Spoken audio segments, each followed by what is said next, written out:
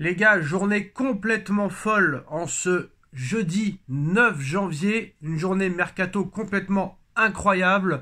On pensait pas que ça allait être aussi chaud dès le début janvier, comme ça.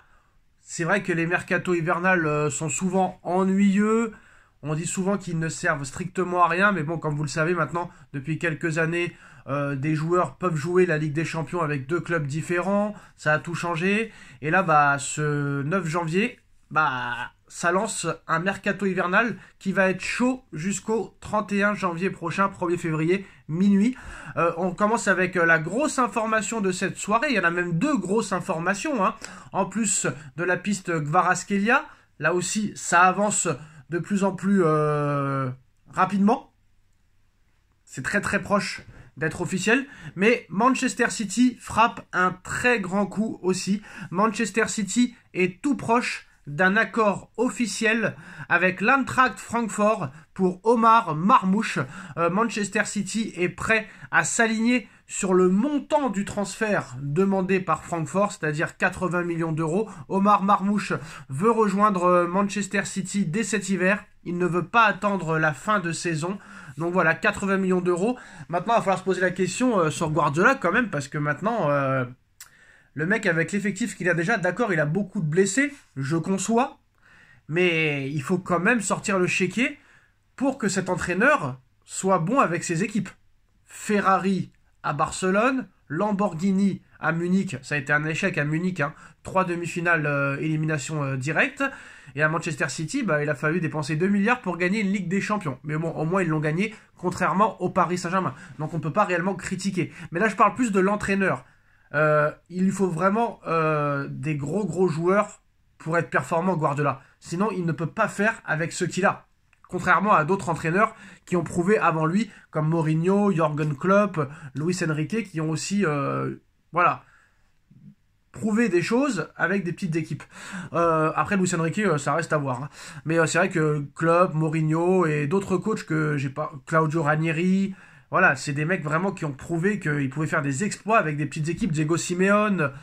Et pour moi, Guardiola est un bon entraîneur, mais n'est pas un grand entraîneur. C'est-à-dire qu'il fait bien jouer ses équipes, encore heureux avec l'effectif qu'il a, mais j'aurais voulu le voir avec une équipe moyenne, comme a eu Mourinho, Klopp, Diego Simeone et compagnie.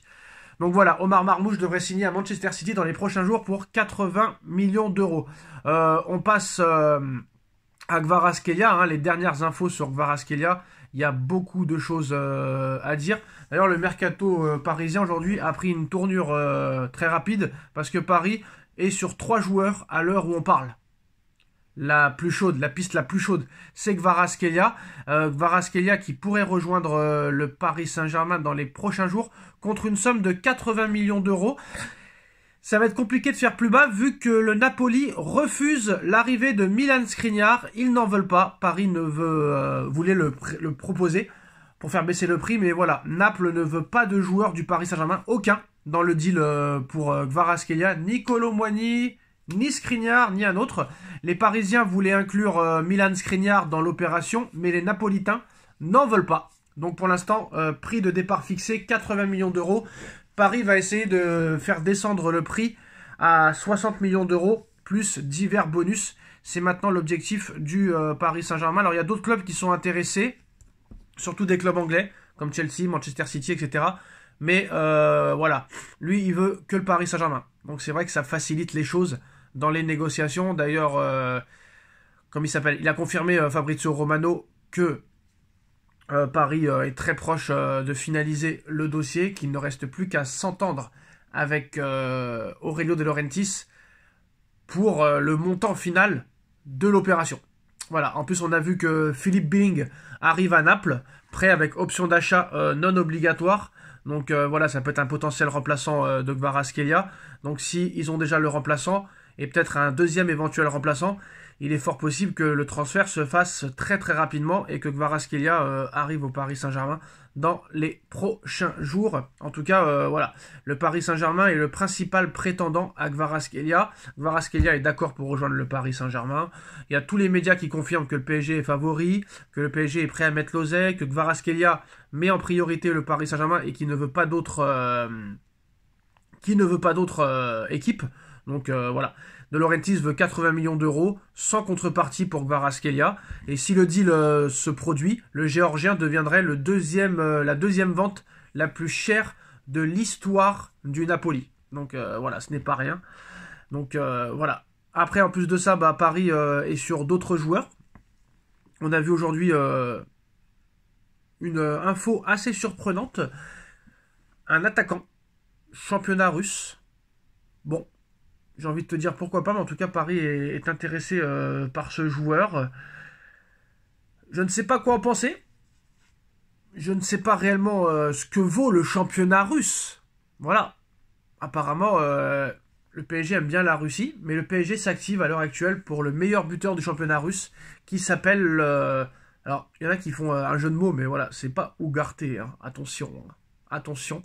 C'est Ugalde, Manfred Ugalde, meilleur buteur du championnat cette saison, 18 buts en 15 matchs, si je me trompe pas, donc c'est quand même pas mal, hein. C'est un prometteur attaquant costaricain. Donc c'est une piste sérieuse apparemment, et Paris est prêt à foncer sur le joueur. Et ça pourrait être aussi une arrivée très très proche dans les prochains jours. Donc dossier à suivre. Et on parle aussi d'un joueur. Apparemment, Luis Enrique voudrait un joueur supplémentaire pour concurrencer aussi Ousmane Dembélé. Il s'appelle Garnacho. Garnacho, hein. Paris voudrait ce joueur-là, ainsi que Luis Enrique, qui en fait aussi une priorité après l'arrivée de Kvaratskhelia. Donc il veut Kvaratskhelia et Garnacho. Donc attention, hein. Alerte rouge pour Ousmane Dembélé et Bradley Barcola. Donc attention, attention, attention. C'est chaud. C'est chaud pour les deux joueurs. Voilà, on a vu qu'avec Luis Enrique, ça ne rigole pas. C'est sûr et certain. Donc à un moment donné, il faut aussi ne pas se reposer sur ses lauriers. Et si vous êtes complètement honnête, les gars, depuis plusieurs semaines, je dis que Luis Enrique ne voudra pas d'autres joueurs en attaque que Kvaratskhelia. C'est sa priorité depuis 1 an et demi. Et ça, si vous êtes honnête, je l'ai dit depuis le début, hein, depuis plusieurs semaines. Donc je suis le meilleur, mais bon, voilà, qu'est-ce que vous voulez que je vous dise? Non, voilà, c'est une blague, bien sûr. Enfin, c'est pas une blague, mais c'est la vérité. Bref, voilà, vous me comprenez. Mais voilà, donc on se posera la question aussi de savoir comment ça va se passer pour Barcola, pour Désiré Doué, si jamais Kvaratskhelia arrive, parce que si Kvaratskhelia arrive pour 80 millions d'euros et qu'en plus c'est un choix de Enrique, contrairement à Ramos, Kolo Muani, Asensio, etc., ça m'étonnerait qu'ils le mettent sur le banc pour 80 millions d'euros, parce que c'est Enrique qui décide. Hein. D'ailleurs, le PSG a visité un nouveau stade à Massy. Monsieur Enrique, est-ce qu'on a le droit de changer de stade ou on n'a pas le droit? Parce que c'est Enrique le vrai patron. Hein. Le grand patron, c'est pas Nasser, c'est pas le prince Altamine, c'est Monsieur Luis Enrique et personne d'autre. Donc voilà, c'est Luis Enrique qui décide de tout dans ce club maintenant. Les autres entraîneurs n'ont pas eu cette chance. Voilà. Donc, tant mieux pour Monsieur Enrique. Donc, voilà, des postos. Maintenant, si t'as Kvaratskhelia et qu'en plus de ça, t'as Garnacho, parce que Paris veut Garnacho, Luis Enrique le veut absolument, et Paris pourrait proposer Kolo Muani en échange de Garnacho de Manchester United. Donc, on verra. Ça, c'est un dossier pour l'instant pas réellement prioritaire pour le moment, mais Enrique le voudrait. Mais pour l'instant, Paris se concentre exclusivement sur l'arrivée de Kvaratskhelia dans les prochaines heures. Tchuss.